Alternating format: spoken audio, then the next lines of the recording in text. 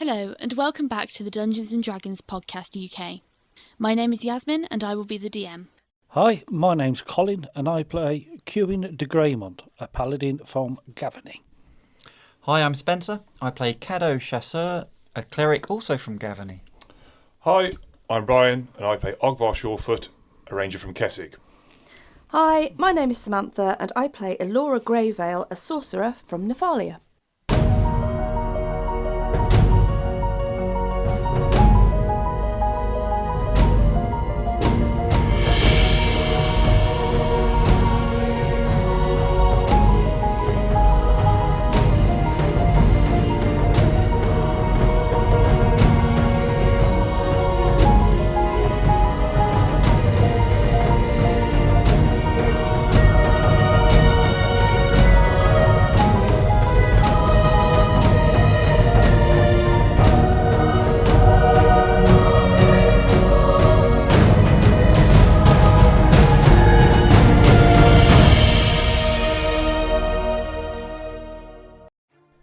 Tasked with a burglary that nobody wants to bungle, the team accept that it is unlikely that it will all happen without any hiccups.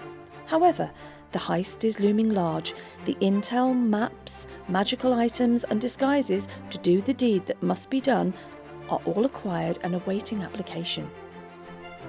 Down in the kitchen, it was cookies that had created a very crummy atmosphere when things had come to a holy head as Ruth made Gerhart grimace by lashing out with a large ladle.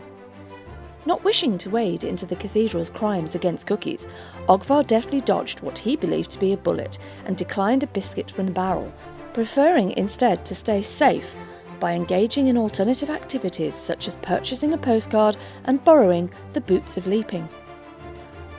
Rowan wildly took to his wings, displaying his prowess, strength, skill, speed, sense of humour, and was not one bit repentant as he nearly took a tumble face first into Elora, who fortunately avoided a potentially painful battering. Episode 85. Heist on the Horizon. So you all gradually make your way downstairs into the kitchen.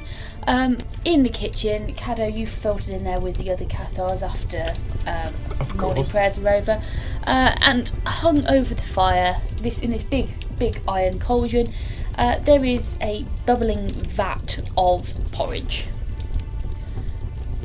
So once you've all kind of made your way down, Ruth has started cooking this fairly early in the morning, but by the time all of you make your way down, this is including Sato because he makes his way down as well, you've all taken up a seat and Ruth begins dishing out bowls of porridge, and she'll fill up a bowl and pass it to the Cathar on her right, and then it'll pass and work its way round the table in kind of like a loop.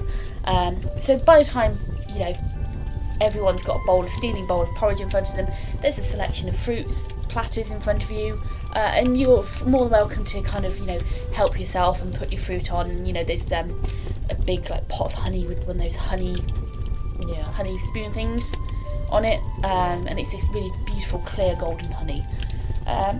So breakfast is served. Right, Elora will just have her fill of breakfast. She'll just help herself to some fruit and some honey and eat her porridge, and that's it. She's done, and she's just going to wait for the others. Yep. So you all have a decent breakfast. It's a very filling breakfast, very hearty meal, nice and warm, piping hot. And Ruth hasn't slacked on filling the bowls. They are very, very full. And so you now have until 6 o'clock. The party starts at 6, so obviously you've got the rest of the day, or most of the day, for your planning. Elora will thank Ruth for her offerings. Yep, she just, no, not to worry, dearie. And as you all kind of filter out and everyone's kind of filtering off to do their daily jobs and do other bits and bobs, Ogvar, you all see, but Ogvar only you would recognise these two young Cathars, this girl and boy. As they begin to sneak off out the door, Ruth hooks them with the back of their collars and she went, "Not you." Okay, she drags them back into the kitchen. Ogvar just sort of observes, and as they look at him, he just raises his eyebrows. Oh. Whoops. Yeah, the lad gives you a very rude gesture with his middle finger and gives a bit of a sneer.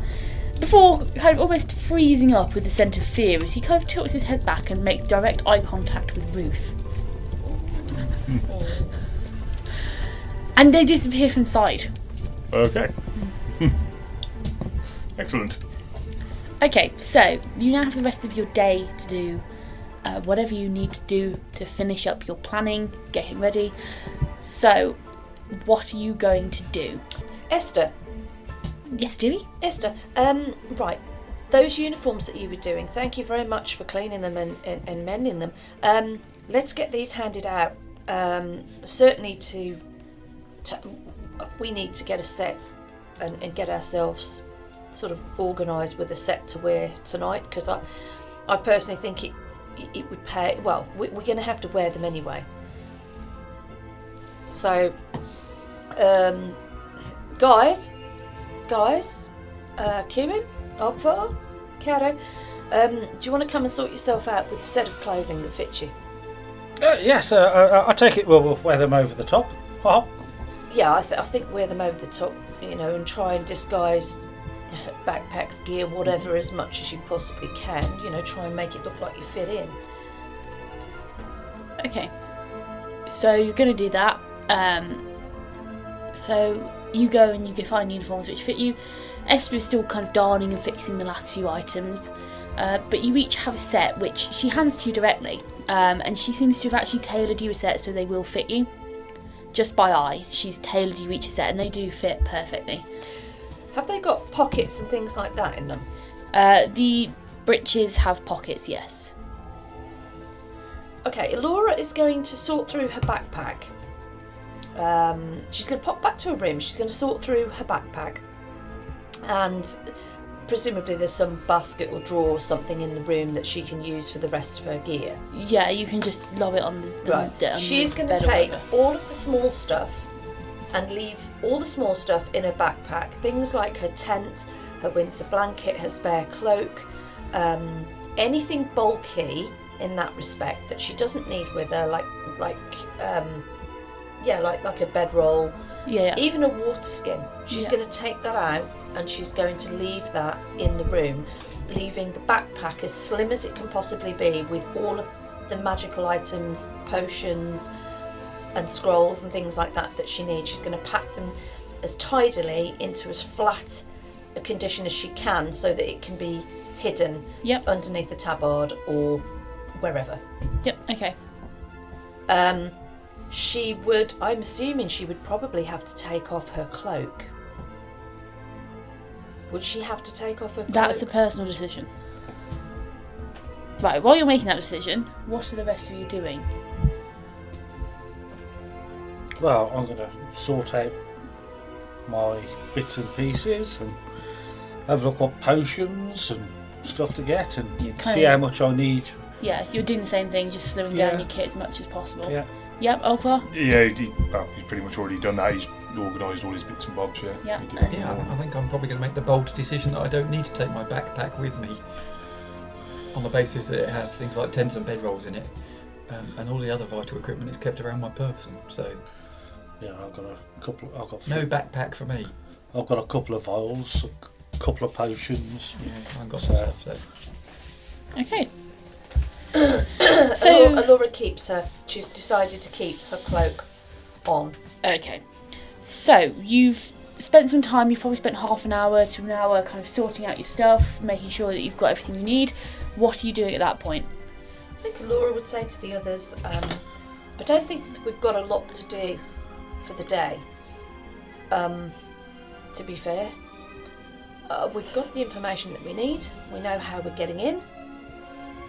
We know that we're going to make a beeline for the Western Terrace. Go up over the steps onto the Western Terrace. Yeah. Yes. We'll go up onto the Western Terrace. How do you want to take these guys out? Let's just fine tune. It won't take long because we know what we're going to do. We're going to take it. What time do you want to go in and do this? Just after 8, I think we discussed. Well, I think yes. I think it's probably best after they've changed guard. So that's like just after 8 o'clock. The old guard would have gone and the new guard would have been set in place. So there probably wouldn't be many people coming round after that. How long did it take us to travel through? I know it took us a while to travel through the tunnel because we were trying to get through grates and stuff. It took you probably about, from entry point, or to get from the church to the entry point and the entry point up into Axiom's grounds, it would probably take you about 45 minutes. So we could probably knock about 10 minutes off for the... Because we're not going to have to break through grates. No, that's not including breaking through the gate. Oh, okay, so about 45 minutes. About 45 minutes. Okay, so... We can always loiter in the fountain for a bit if we get there a bit early. Well, yeah, but I'm just thinking what time we need to set off. So if it takes around about... I give or take, I reckon it's about a 45-minute trip from here to come up in the fountain area. So if you've got a changeover of guard at 8, what I reckon we should set off from here around about 7. Build in an extra 15 minutes, would you reckon? Oh, no, we don't want to arrive at the change of guard. We want them to settle for a bit, don't we? So Yeah. we probably don't want to be hitting the terrace until 20 past 8:30, do we? Oh, okay. Give All the right, old guard time to clear out. Okay, well, why don't we set off around about 7:30 then instead? Yes. Yep. Yeah, Works for me. that sounds good. So we leave here at 7:30. We travel up there. We've removed the grates and things like that. It should be a straightforward run up into the actual fountain. We've then got to get from the fountain over to the house. Now, it'll be dark, so we'll have cover of darkness, yeah? So a straight run over to the western terrace. It's around about...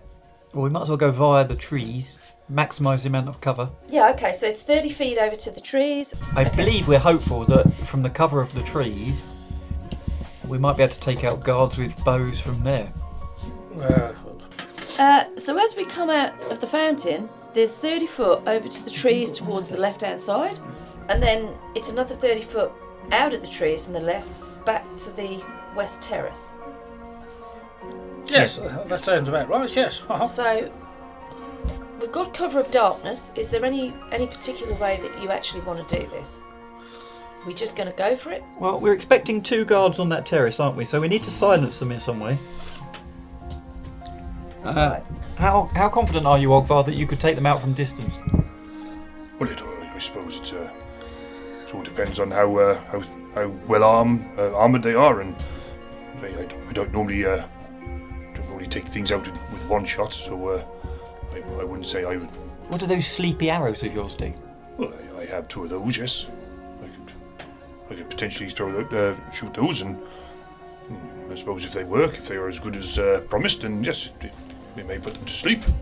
Well, can I make a suggestion? That's a good idea. But if you do that from too far a range and it doesn't work or it misses or something, bearing in mind it's dark, we've got a bit of ground to cover to stop them raising the alarm. So if we could do that, but I think we need to sneak to just below where the terrace is so that we're in very close range to them maybe. Or even some of us sneak up to the edge of the terrace while he tries to take them out. So if it doesn't work, somebody can jump them before they can make too much noise. Thoughts? It's just an idea. Yeah, we'd need some sort of signal then to let them know when we want them shot. Well, okay. Maybe we all just sneak up. Maybe we'll just sneak up. If we go to if we can make it to the stairs. What, half up one staircase and half up the other? Yeah, so that they can't belt out left or right, and one of them make off if something happens to the other.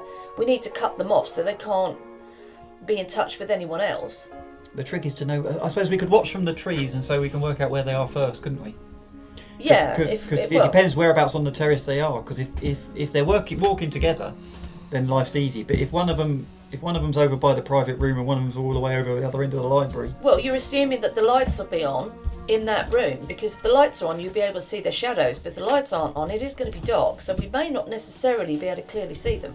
All right. It's a pity we haven't got anything like an invisible, to make us invisible.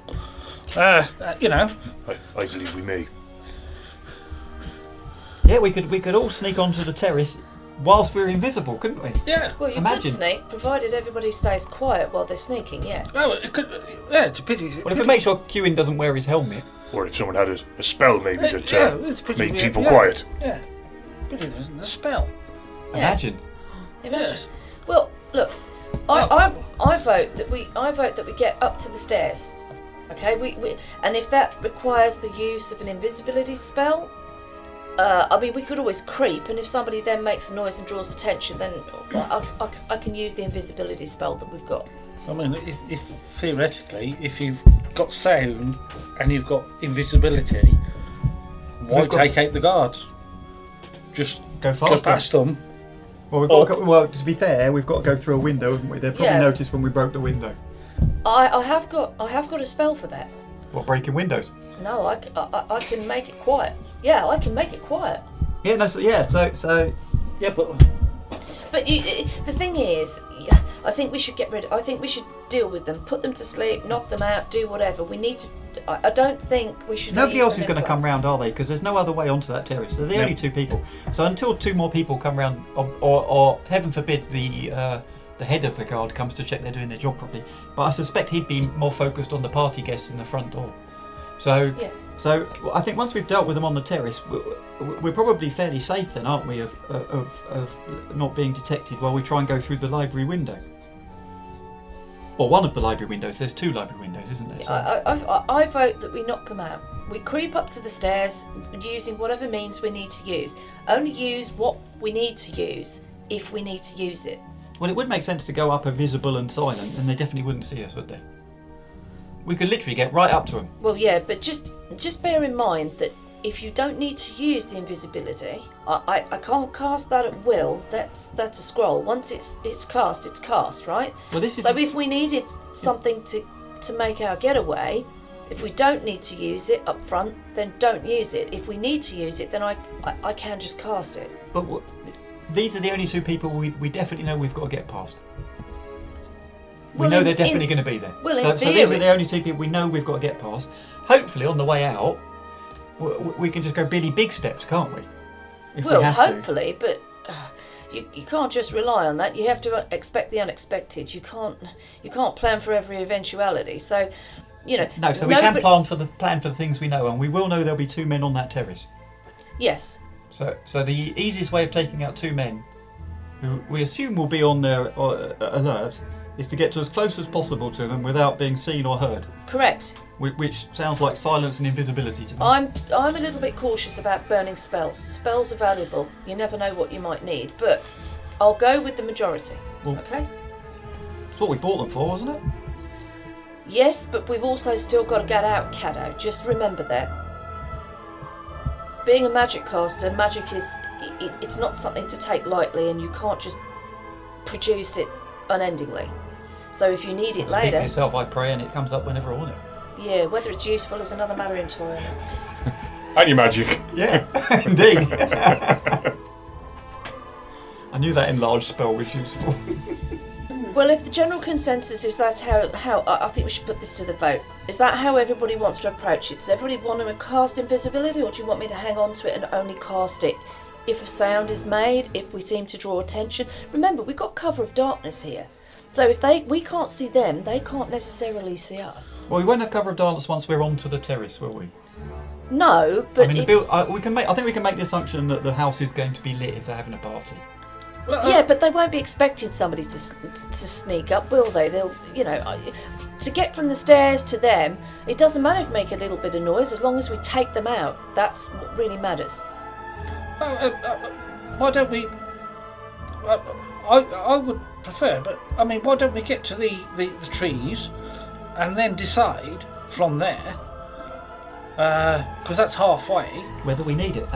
Need it, and then worst comes to worst, two of us can walk over in our guard uniform and bash them if worst comes to worst. Yeah, we could get to the trees and then see if we think there's another way of doing it, because we could use deception. Yeah, use deception and just claim we're there to chat to them. It's the actual taking them out part silently. Yeah, well, Yeah, but they're round on the western terrace. It's a long way round to the next terrace, so you'd have to make a hell of a racket, especially with a party going on.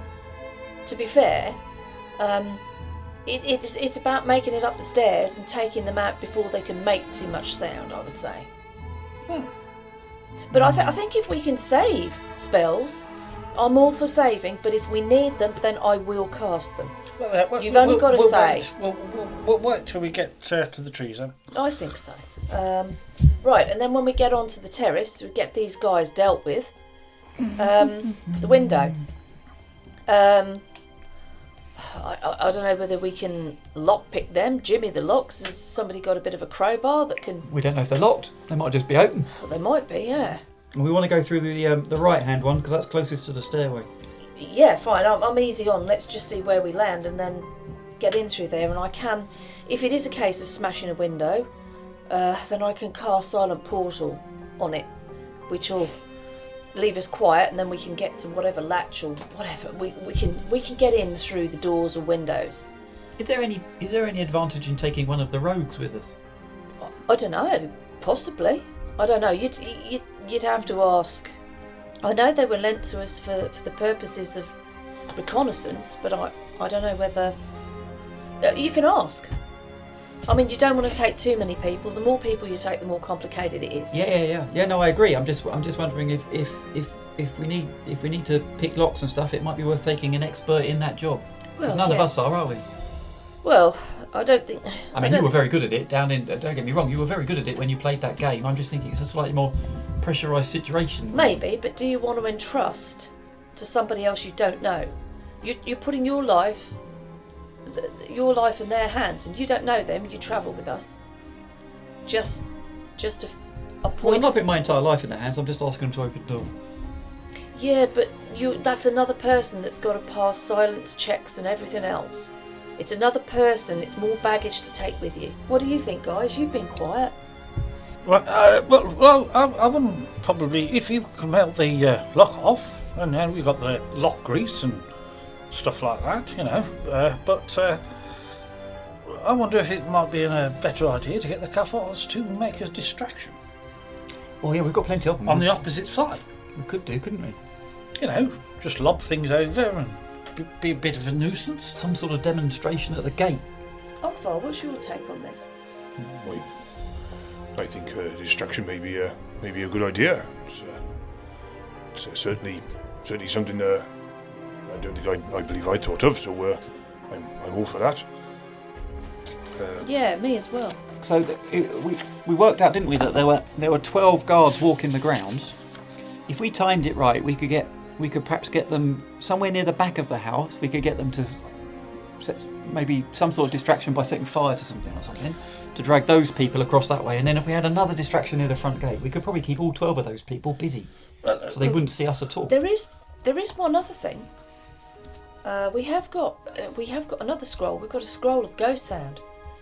So, in theory, I might be able to lure split the guards by luring one of them off the terrace, maybe? Well, that might help with the 2 on the terrace. I'm thinking about the 12 that are walking the wall. If we can drag them all away to somewhere else so that they're not looking anywhere near the terrace whilst we're doing that bit. Because once we're up on the terrace... Somewhere in the land behind well, yeah, we could get some to go right to the back near the pagoda, and we could get some to perhaps go and support the front gate by some demonstration at the front gate. Yeah, I'm cool for that. It's a good distraction. It'll probably take us a few minutes to sort whatever it is out. We've only got to get up onto the terrace and through the window before. Yeah, no, that's the only bit that you don't need to be noticed. The party's going on at the back, which is the north. The way we do it. So if we got a distraction northeast, right, and then you can probably talk in southeast. So something near the. Not quite by the gates, because obviously you want the barriers there. Yes. You don't want them easy access out. So somewhere near the east of the gate, and one to the northeast or east of where the party's happening. So I think probably 2 distractions. I assume the Cathars are still ours to use as we see fit, aren't they? Could be. Yeah. Yeah, just get them to make a distraction at a certain time. But if their distraction goes off, boom. Yeah. Coal bean. Yeah, he likes things going bang, doesn't he? Yeah. And then we can get somebody else. If he does one of them, then we can probably get the other one. We can just get them to throw things over the fence or something, can't we? Or set fire to the wall or something. Well, they've got that magic bag. Oh, the blasting powder. Yeah. Blasting powder. Okay, it's not going to kill anything because it only kills undead, but it'd make enough noise. It's going to make a noise. It'd make a noise, or wouldn't it? use the flute. That might get confused with the music of the party, I suppose. Things going bang's probably a bit more exciting. What do you reckon? Something going bang or a bit of fluty? Oh yes, I agree. So a couple of distractions. We can talk to the Cathars about that later, can't we? About how best they think they might achieve it. Right, so Kuhn, I think we're looking at a couple of distractions then, as you say. Perhaps get Holbein to blow something up to the northeast of the house, and then get somebody using the blasting powder to make some sort of bang near the gate. Yes, should pull everybody away. What do you think? Laura, if we can get them over the other side... Well, I think if you can create a distraction, that's only going to help, isn't it? Yeah, well... I mean, the less heat that's on us, the better. It's, if you can draw a few of them away, it's just a few less to worry about. All we've got to do is then just concentrate on the two that we need to, dispatch, shelve, however you want to put it, so that we can just gain access. That's the most important thing. So, what do you think, Ogvar? Well, yes, as long as large explosions and such don't cause too much alarm. Of course, there are party guests there. And, the last thing wouldn't want them to think they're under siege. Well, the thing is, you get too many things go bang. That's the only thing. Will they just clear everybody out for safety? If they think they're like Ogvar said, if they think they're under attack, you might find that the party empties and kind of could do without that. Well, we're quite a long way away from the house, I think. I think we just need something they need to investigate. I'm not suggesting we destroy the wall. I'm thinking more we throw flaming things over the. Well, I don't know. What if they just started an argument the other side of the wall? The guards won't come and look at that. They'll just assume that's something happening in the city. They're only concerned about what's going on inside their fence, aren't they? Yeah, possibly. Right. Okay. So we're going to create a distraction. We're going to go and take these two out, gain access through the doors, windows, whatever it is that's attached to the terrace. Yeah, the library, through the library windows. Yep. And then we're up the spiral staircase, onto the mezzanine. Yep. Round to the private room. And then we've got to work out how we're going to get into that other room that's sort of hidden behind the private room. Well, now the question is we can't have a plan for that because we've we no quite idea literally don't know how to we get access in. it. Yeah. So that's going to be something we've got to work out on the spot. Yeah. So, I mean, if it turns out to be some sort of trap door or something, again, I don't know. It's going to be well locked. It's going to be protected because whatever he's got in there, if it's what we think he's got in there, then he's going to have that quite safely tucked away, isn't he? Yeah. It leads me to thinking again that we could do with an expert of dealing with locks and traps and. Yeah, I don't know that I'm not sure that I want to put my trust in someone I don't know, but we'll go with the consensus on that. And anyway, you can't have somebody outside causing a distraction and inside as well, so it depends on... Well, there's more than one rogue in the Cathars, isn't there? Well, I don't know, I've not closely looked at the list that she gave you. I didn't closely look at it, so we kind of decided how this is going down, yeah? Yeah, I'd say so. Right, well, why don't we go and find out whether they want to lend any of the Cathars for this and where the land lies with that, and then just they'll figure out distraction. They're not stupid. Yes. Yeah, we just need to give them timings, really, don't we? Yeah. Yeah, I'm sure if we discuss it with Ruth, she'll know what to do. Yeah. Obviously, leave Gerhart out of the discussion because he'll probably be asleep. I think he's only interested in us sorting out the city problems. So all we can do is our best. And at the end of the day, sunset. If somebody is, no man left behind, right? And we come before everything else. We've got to. This isn't the only mission that we've got to do. I mean, that does then beg the question: how long do we give it trying to work our way into this room before we realise we've been there too long? Because every minute we spend trying to break into that strong room is a minute we're likely to get detected. Well, I think we're going to have to go with gut. I don't think you can put a time limit on it. I think you've got to go with gut. I mean, the good news is that the only way of accessing it is through that private room, through the library. So, I mean, if we post a guard on the private room door, at least we know somebody's coming. Yeah. But it has got direct access to that gallery, so we will have to be very quiet. Yeah, but the one thing that you can say is that private study, it's linked to the mezzanine floor on the library, and the thing is you've got a raised position there. If somebody's going to be coming up, you're going to get plenty of warning before they do. We're going to know somebody's coming up. They've got to get up those stairs and round the mezzanine. So we've got a little bit of time. Yeah, we have. And there's windows in the private study. So if all else fails... We go out the window. Yeah, I think that's where that ladder of Sato's might come in useful. But I think at the moment we're just strictly debating things that may not, or possibly could, or possibly can't. But I think we've got the basics of a plan, and it'll probably all go wrong when we get there anyway. So. Alora's definitely going to laugh at that. So, yeah, you think? I think so. Right, so just to clarify, through the sewer into the fountain, 30 foot to the trees, 30 foot to the west terrace. We're leaving at 7:30. We're going to get up onto that terrace somehow. We'll work it out when we get to the trees. We're going to deal with the 2 guards. We're going to have a couple of distractions to help us. We're going to go through the library window, up the spiral staircase, over the mezzanine, into the private room, and then we're going to try and work out how to get through the strong room whilst we post a guard on the door so we can see if anybody's coming. And then we'll either go out the window with the magic ladder, or out the way we came if there isn't anybody there. Bob's your ankle, Fanny's your aunt. Bob's a good one. Super. What's for lunch? I think that's I think that's a plan. Yeah. Okay. So you've had a bit of a conversation. What do you want to do from this conversation before you actually go and do it? Is that a question you really want to ask? We're going to go and organise the distractions. Okay. Or at least discuss the fact that we need 2 groups to make a couple of distractions and where, and leave it to Ruth to organise who does what.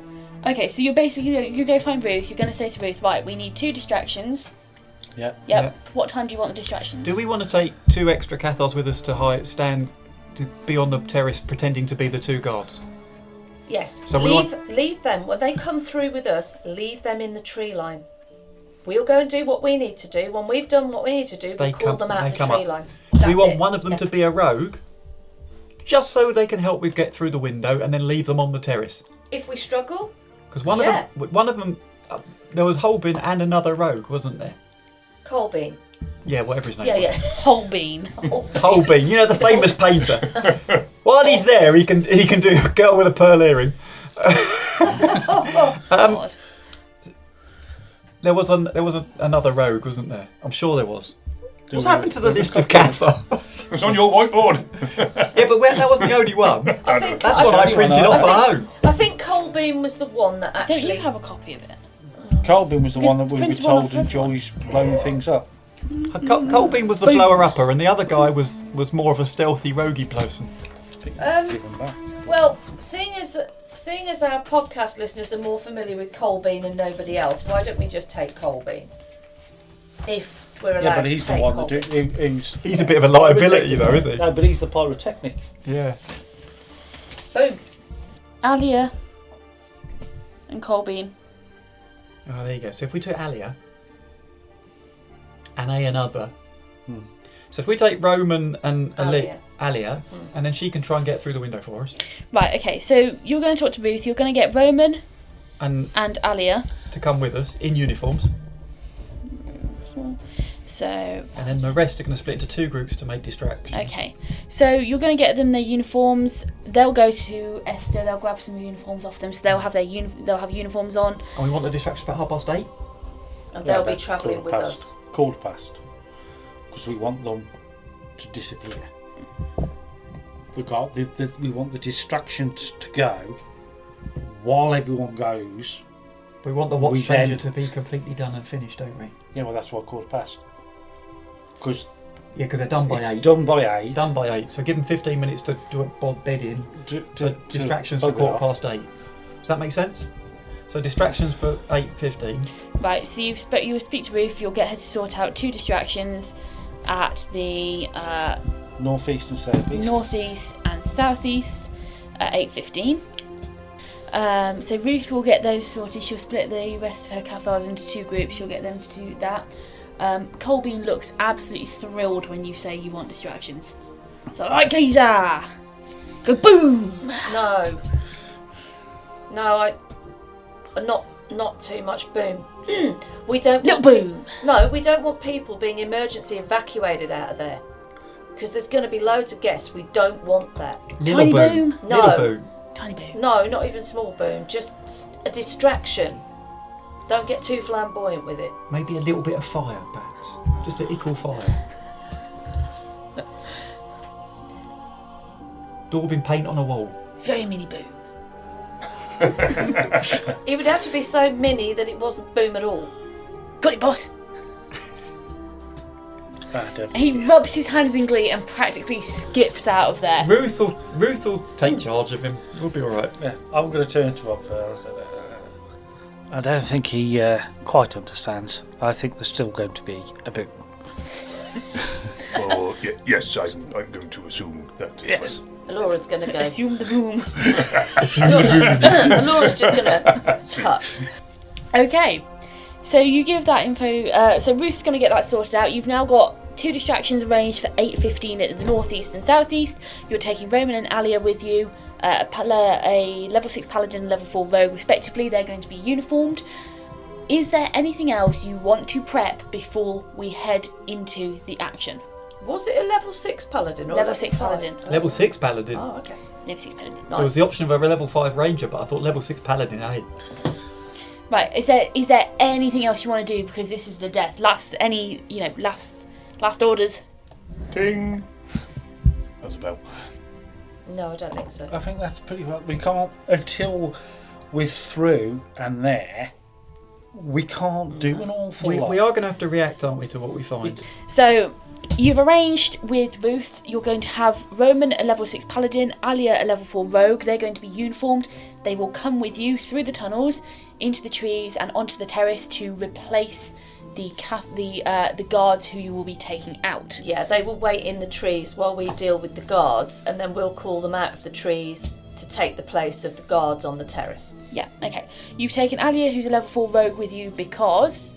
We can use her with the to open up the window. Can aid us to open Up the window. Okay, perfect. And then your plan is to then enter into the library, go up the stairs onto the mezzanine balcony in the library, so onto the 2nd main floor of the house. Onto the mezzanine, you're then going to attempt to work your way into the private study, where you will then attempt to enter the dead space Behind it.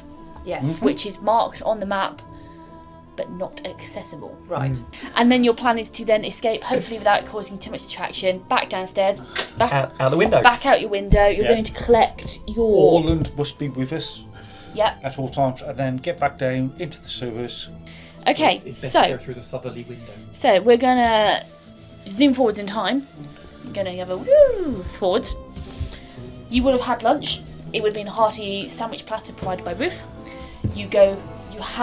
Ruth will provide you dinner before you go, as she would for all of her Cathars.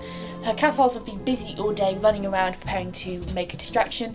You've seen them kind of grabbing like all sorts of random clothing. They're obviously disguising their identities. Colbean in particular is bouncing off the walls with excitement. He comes back every so often and he's covered in soot and various other dirty substances. Which you look at him and he's got this kind of crazed look in his eyes, and you think it's probably best to avoid at this point. Becoming my new favourite person. Yep. So he seems to be running. You occasionally see him running around the corridors with these 4 younger Cathars who look equally as gleeful at the prospect of some form of destruction or disturbance. So it's all a bit of a buzz. Esther, bless her, is floating around doing what she can. Sato is still he's parked himself in the kitchen. You occasionally, Ogvar, as you pass the kitchen door, you see him kind of stood on top of this shelf halfway up a wall with his hand in the cookie jar. Okay. He's literally just stood on top of the shelf holding the cookie jar in the kitchen. You're not quite sure how he's got up there, but he's up there, he's eating the cookies. You probably walk on thinking it's best not to intervene. Yeah, I didn't see that. Yeah. And yeah, it's just generally the whole church, with the exception of Gerhart, is abuzz with activity. They're obviously keeping on a fairly placid facade at the front, where people occasionally coming in and whatnot. They've got a couple of Cathars just, continuously stood there, just kind of...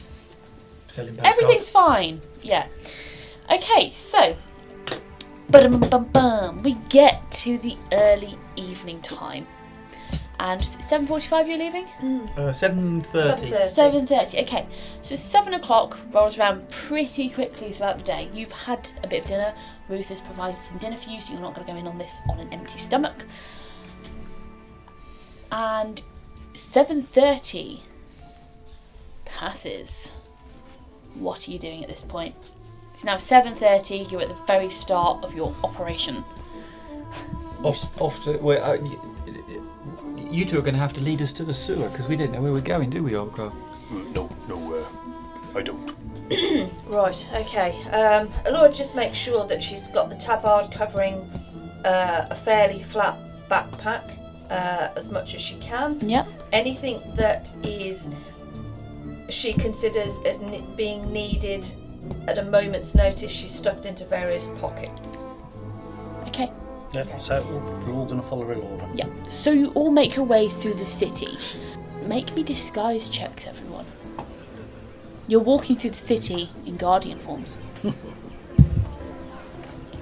That's a 17 all in from Alora. 13. 13. Oh, 13 for me as well. It's probably doing go well. 15 for Ogvar. Okay, yeah. So as you walk through the city, the streets are fairly crowded. And you do see several guards patrolling the areas. However, with your checks, they are just about enough. You get the occasional odd-looking glance from maybe one or two guards who perhaps look a bit more well put together. They've been permanent members of the city guard for a long time. But generally, the guards who look like they've just been sloppily recruited, they don't pay you any attention. They just carry on. They don't really care. And the ones who do kind of give you a second glance, they're like... But you're already gone in the crowd. You don't think you've raised any suspicion. Your disguises seem to be holding up fairly well. Okay, so you get down to this grate in the floor, this manhole cover, and it's down quite a secluded alley. You're able to easily slip into the sewer pipe. Okay, so you're all now in the sewer pipe. It's, again, this kind of dried up, musty old, perhaps more of a water drainage pipe than sewer pipe. You've got kind of a very thin stream of water trickling down the bottom, but the walls are kind of slimy and they're kind of mossy with lichen. Are you lighting a light to see? Alora you can see anyway, but is anyone else lighting anything to see? Does anybody need me to light anything to see? Can you see, or? It's pitch black. Well, as long as you're happy to guide us, I think probably we can crocodile it, can't we? I'm quite happy to put my hand on your shoulder. No, actually, thinking about it, there was a rat in here last time we came down. I will just cast light. Has somebody got a dagger back there? I can put light on your dagger. I haven't got a dagger, but I've got a sword. Oh, okay, all right. Well, let's get down in the sewer first, so we don't attract any attention. Yeah. You are already in the sewer. Yeah, we're in the sewer. Oh, we're already in. Yeah. Oh, Yeah. Okay. Kewin, just pass the tip of the sword over this way for me. And Here you go. Wow. Laura's going to raise her hand and just cast light onto the tip of the sword. Yep, your sword now glows. You've got light on the end of your sword, and the tunnel is illuminated. For Cato and Ogvar, who haven't been down this tunnel before, yeah, you can see it's kind of old, disused. It's got that kind of musty smell about it, musty dampness. And you can actually see along the bottom, you've got this kind of layer of like slimy, kind of like, it's almost like a scum. Almost, and when you can see where like Laura in front of you puts her foot down and slips slightly through it, it creates like a line through it where it's just scraped away and it's left this kind of clean kind of concrete behind it. So it's just this layer of like scummy, dirty, licheny yuck, which is just kind of stuck to probably about halfway up the pipe. Okay. So it smells a little bit Fausty, but other than that, it's a fairly easy run. So you all make your way up through the pipe. It gets a little steep at some points, and you do have to kind of grab onto the wall and steady yourself because it is slippery. But you make your way up, and you make it to the grate in front of you. Okay, having seen this done before, because Alora was a little confused, she pushes the grate upwards. Yeah. So the grate swings. She comes outside and holds it up so everybody can come through. Yeah. So you open it up and you exit in. Sword. Still glowing, yeah. I'm going to dispel the light on the sword. Yeah. Okay. So very quickly, it drops dark again. But as you emerge out into this fountain, it's a fairly clear night for Innistrad. You've got a decent amount of moonlight. You've probably got dim lighting. You can just about you can see what's in front of you, and it is still quite. It's quite early. I say it's early in the evening. It's the moon's bright and you can see a fair amount. There's probably more shadows being cast than there normally would be, but it's enough to see by. So you all emerge out into the bottom of this humongous fountain with the cracked mosaic tiles, and Ogvar and Cadeau, for the first time you see these giant sculptures of a giant hydra and a griffin and these other wild creatures on this statue. Ogvar looks at it and just looks at Kieran and just put thumbs to it, nods his head like posh. Yeah, it must have been. Must have been quite grand. No, Ogvar nods. Do you want me to?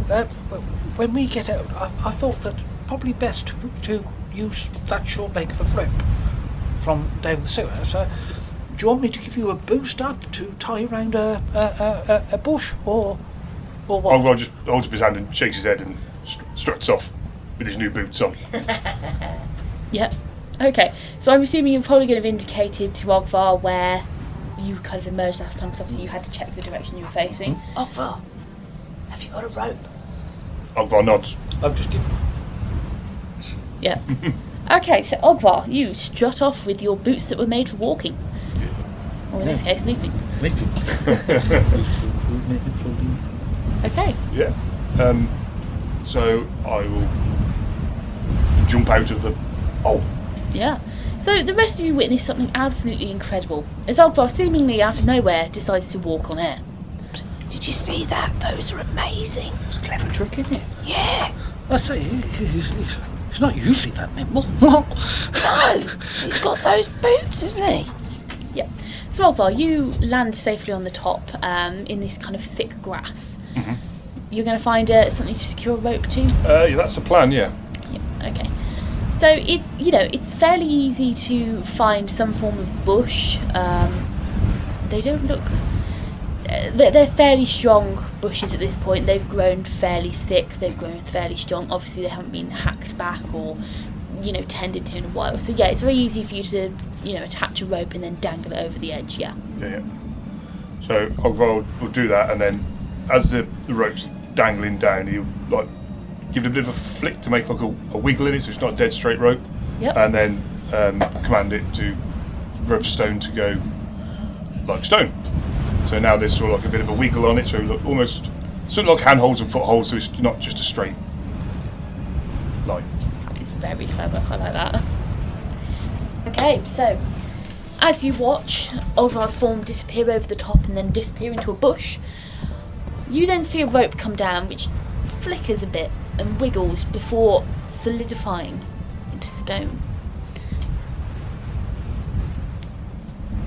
Ogvar will pop his head over and sort of just gesture for people to come up.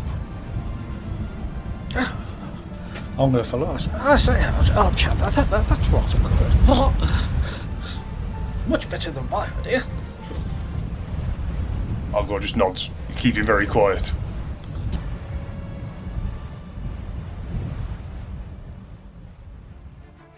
The party plans were fine-tuned and finalised, and as evening rolled around, our heroes had their disguises donned and were armed, ready for their heist.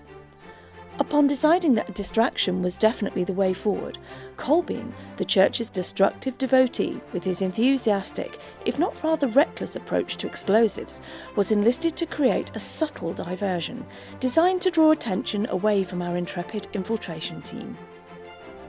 Colbean was not the only Cathar to be cashing in on the action, as Alia and Roman also accompanied the team to assist in ensuring the escapade does not end in disaster. The team traced the steps of Alora and Cuin and gained access to the Axum estate as planned. Ogvar made masterful use of his magical items by busting out some moves with his brand new boots, allowing him to leap to a ledge and successfully secure his rope of stone. Join us next week when we will find out if there are, in fact, any fatal flaws in their plan that may lie as yet undiscovered. Thank you for listening to our podcast. Having you as a listener means everything to us. So, whichever streaming service you choose to listen to us with, please give us a like, subscribe and follow. We would love for you to join us on our Facebook or Twitter page, where you can catch up with all of our latest news. While you're waiting for the next episode of Secrets of the Silver City, why not pop over to our website, where you can read all of the information about this campaign, from backstories to setting. All of the links are in the bio of this episode. Join us again next week for the next instalment. Thank you for listening.